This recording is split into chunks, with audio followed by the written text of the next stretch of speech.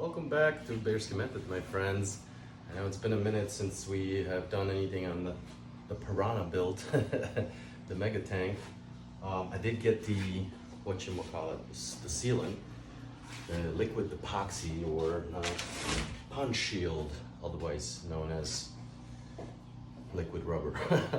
Anyway, yeah, helpers are here, and what I'm contemplating on before I seal it, and I got to do a couple of coats, sand it, blah blah blah, make it pretty and ready, and then see if it holds water.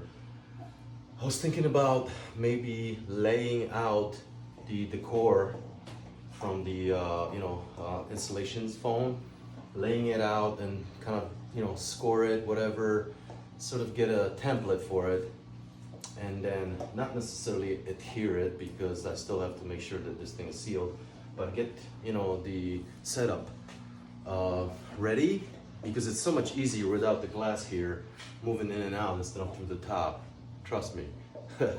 So I'll set it up or build it, take it out, epoxy, install the glass, and then I can do it one time, get it in there and install it, glue it, whatever, silicone it into the walls, just like I did in the other tanks previously. I had to install it in pieces because it simply would not fit through the top because of the braces to put it in all one piece. So you have to divide it up and then mask it, hide it, whatnot, make it look seamless. Thinking about the same tactic here. So yeah, practice comes along and gives you an idea how to proceed forward. So that's what I'm gonna do. What do you have there? Nothing?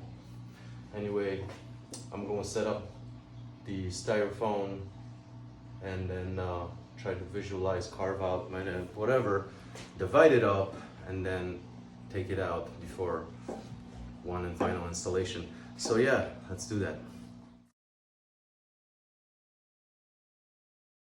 What's up, helpers? Huh? Everyone's helping out, but not really doing anything. Yeah, okay, so yeah, I'm gonna retrofit basically the styrofoam and see how it, I don't have all the pieces, but at least I get an idea if, how I want to kind of superimpose the look on this new tank. Oh, it's dark in here. Sorry, you guys. It is dark in here. Oh, hold on. Didn't help much, but thank you. Anyway, let's get to it. Sorry, I forgot to hit play. Anyway, so I already cut out the piece to length to snuck it in here, sneak it in here.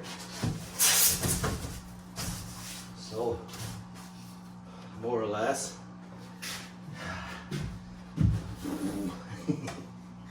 More or less something like that, that would be the beginning of the background. Now, I'm going to go all the way up, so I'm going to need another sheet. I am going to leave a little bit of space below this 2x4 right there, just so if I could sneak a line or something like that, or maybe hide some wires, who knows. I was thinking about planning installing some cameras in there, or like a camera holes where I can, at least temporarily install the camera, GoPro, whatnot. Anyway, so this will be basically, what you're seeing here, continuation. I don't know, like I said, I have another long piece, but it's under the cracked fish tank, which I was thinking about moving to the white room and making it into a terrarium. It's cracked, the whole back panel split. It was the flood of the century here. It's on the video. It was a serious situation. We were super lucky that we got back home and the fish tank was still half full, and it was a slow leak. Yeah, it was an interesting endeavor, to say the least. Anyway, all documented, by the way. What's up? Yeah, come to help? You come to help? Yeah, lights up, lights up. Lights up. Oh my gosh. Yeah, you have, I know. So that's what we're up to now, just kind of I guess, prefabricating. It's easier, like I said, to access the tank right now.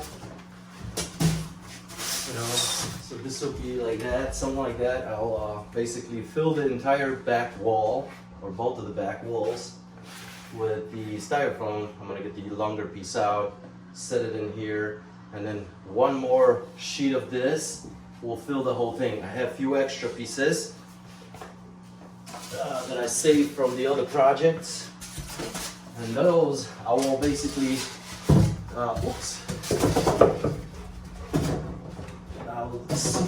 just superimpose or glue on whatever onto this somewhere to add more dimension, to be able to bring out more texture. But I'm not planning on doing too much of depth because I've lost so much, you know, space, or I should say water displacement in the 220s after installing the two sheets together.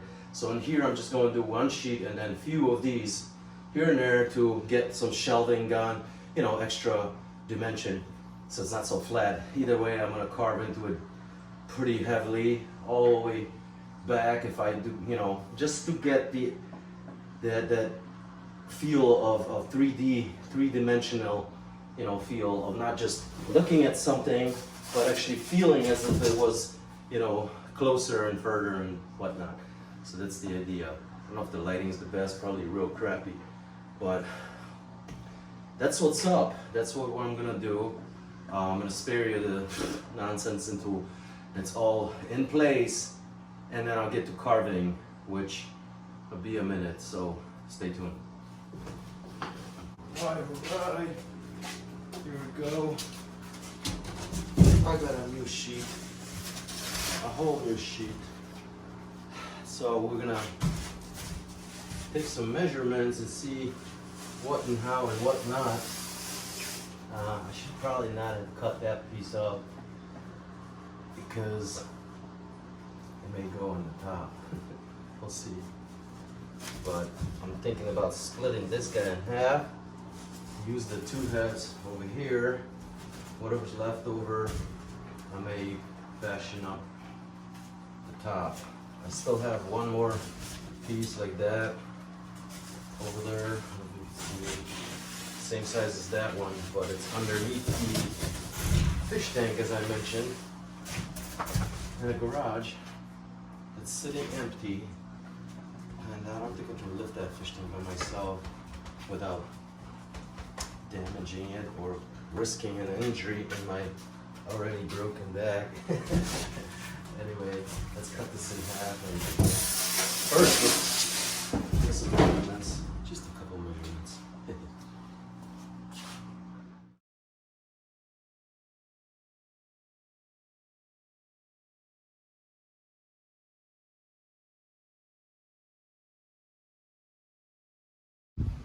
All right, my friends, we did get something done.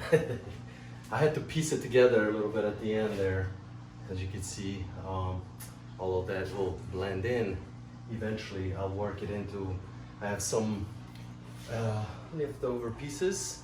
As you can see, we'll basically use these up to create some more, like I mentioned, some more dimensions, shelving and such to create more of a 3D sort of, what's the word? Experience. Anywho, yeah, so now that I got it in place, I'm gonna start carving it out and then remove it, and then after that we're gonna seal it. We're gonna use these. It's right there. This sealant. Tired, sorry. I'm gonna use this sealant and seal it off, and then install the glass.